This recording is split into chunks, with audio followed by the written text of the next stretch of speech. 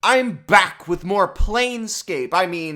Wonders of the Multiverse. Next, I'll be talking about backgrounds and feats, but because there's a whole lot of them, I will be splitting them into two parts. Today, I'll be talking about the ones that have to do with planes, and after that, I'll talk about the more giant-themed ones. In this UA, they once again give people a bonus feat at level 1 through their background. Welcome to Pack Tactics, where everyone has a free feat at level 1. I'll quickly go through the backgrounds because I don't think that's what you guys are here for. If you pick a background that doesn't get a free feat at level 1 through the background feature, you can instead pick from a list they provide. I'm not too impressed with either skilled or tough, but I'll get into the other ones later. The planar themed backgrounds, which do give you a feat, are called Gate Warden and Planar Philosopher. They both give you spots to go with free lodging and food and the Scion of the Outer Planes feats, which I'll also get to soon. As this UA once again has feat trees or feat stacks or feat doors or whatever, I'll be talking about all the elemental ones, which don't have any, and then get into the Scion of the Outer Planes ones, which has a bunch of them. Spoiler alert, I won't be positive about some of these upcoming feats. That might lead to some of you thinking I'm too judgmental, because you can get them for free with your background. But the thing is, they are called feats, and you can take them at any time, not just through your background. I would be a lot nicer to them if they were just background features you can take instead, and not potentially trap options for people. So let's get into it. First of all, Scion of the Elemental Air. You get minor illusion and you get a big jump like Glitchling Race in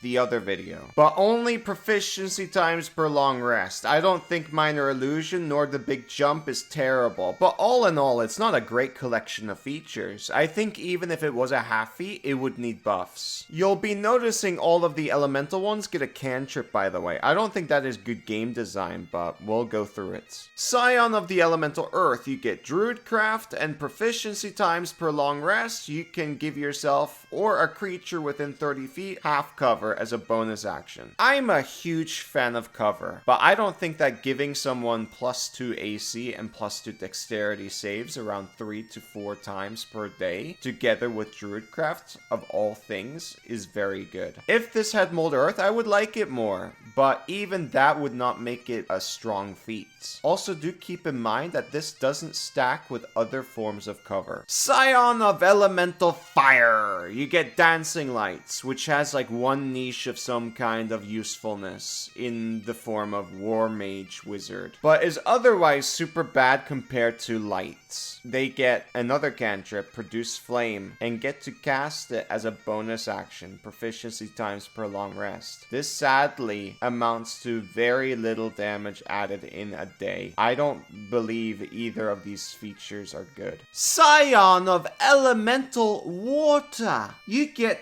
Thaumaturgy, which is alright, and you get to push and pull people around proficiency times per long rest. This reminds me of Telekinetic, but is push-pull 10 feet instead of 5 feet. But the thing is that Telekinetic can be used however many times you want, and is a half feat. This also has less range, 15 feet. Telekinetic has 30 feet range. I don't think this is good. Now, Scion of the Outer Planes. This one actually has a few options, because there are tons of outer planes. You can pick one plane and in turn get a damage resistance and a cantrip, which is probably the best deal you are going to get at level 1 for these feats. But it's still not anything I would pick up. There is some trade-off here, because I would say Necrotic is the best resistance, but neither Minor Illusion or Chill Touch beats Guidance in usefulness. All the other remaining feats can only be picked up at level 4 or later, and require you to either have picked up Scion of the Outer Planes or a specific plane for the feats. I'll tell you what you need for each one. Agent of Order requires Lawful, so Guidance plus Radiant Resistance. This one is a half feat, so you get +1 to an ability score. This one allows you to pick any. That's pretty cool. You get to deal 1d8 extra force damage, proficiency per long rest, but the kicker is the additional effect if they fail a wisdom save, which restrains them until the start of your next turn. I think that's pretty cool too. But overall, the feat seems a little too weak for my liking, but it's okay. The thing is, a turn is not long enough. Next is Baleful Scion. You need to pick Evil for this, which is Chill Touch plus Necrotic Resistance. This is also a half feat for any score. The thing is, the extra effect for this one sucks. You need to be in melee, and you get to deal 1d6 plus 4 extra damage proficiency times per long rest. But Kobold, it's Morbin time! This heals you for the same amount, and it's not 4, it's your proficiency bonus. Right. At level 4, this heals you for an average of 6. And at level 20, an average of 10. I don't think that will save your life very often. Yes, you get more usage at level 20, but that still doesn't make up for the fact that you get 4 extra HP after 16 levels per use. This one is really disappointing to me, because I also want to do Morbin time. Now, Cohort of Chaos. As the name implies, you need to choose Chaotic. That one gives you Minor Illusion plus Necrotic Resistance. Once again, a half feat for your ability score. Some of you might hate me for this, but I really dislike most random effects in this game. If you make something random, I believe it should on average give you a good effect, but it doesn't. Most of them are super weak, and Wailing Winds seems to be actively detrimental to your party. Obviously, you can use everyone having disadvantage on wisdom saves to your advantage, but you cannot really prepare for this situation as it is random. The enemy might as well mess you up due to it. All the remaining feats don't require any specific plane, just for you to have the psionic of the outer planes. Outlands Envy is a half feat for any ability score. It gives you Misty Step and Tongues once for free, and then you can cast them with spell slots. I don't really think Tongues is great, but I guess if you're playing in a campaign where you're hopping between planes, it might get some more use. But in that case, wouldn't you be prepared in some other way? Misty Step and ASI are nice, but I would pick Fey Touch for that instead. Fey Touched is awesome, guys. Planar Wanderer is a weird one. You get resistance to one of acid, cold, or fire damage, and you get to change this on a long rest, which is nice, but the other features seem off to me. I know this is aimed for specific types of campaigns where portals are going to be very important, but even then, it's weird. I can't really say anything about Portal Cracker. I have no idea what this is about, but I guess we'll find out when the book with this content releases. But I can talk about Portal Sense. If a portal is within 30 feet of you and isn't behind total cover. What? I can only imagine. Can't you see the portal without this feat? I don't understand. You can only use this once per long rest, so you better be sure there is a portal in a place where you are uncertain if there's a portal.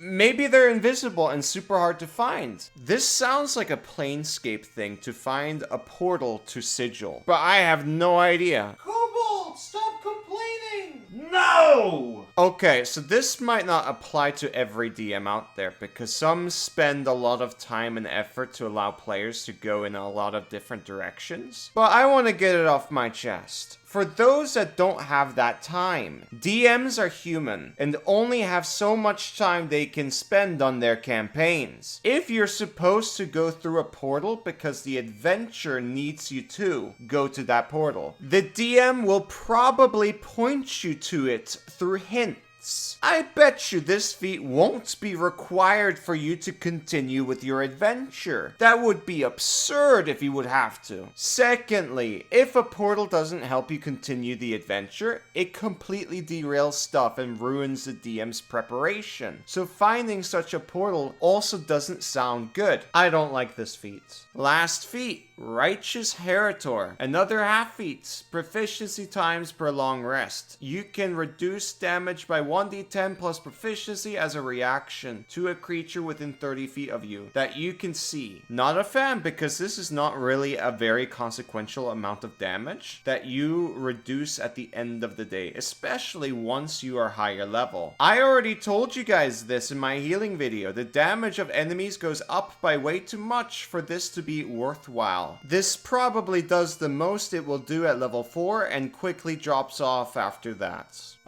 Sorry guys, I don't want to be negative, but I really am not a fan of how these feats are balanced. It's a very low bar. The flavor is exciting though, to be fair. Like, I really, really, really hope this is Planescape, but who knows? Maybe it's Spelljammer again. Anyways, I hope to earn your subscription. Thank you for watching. Bye.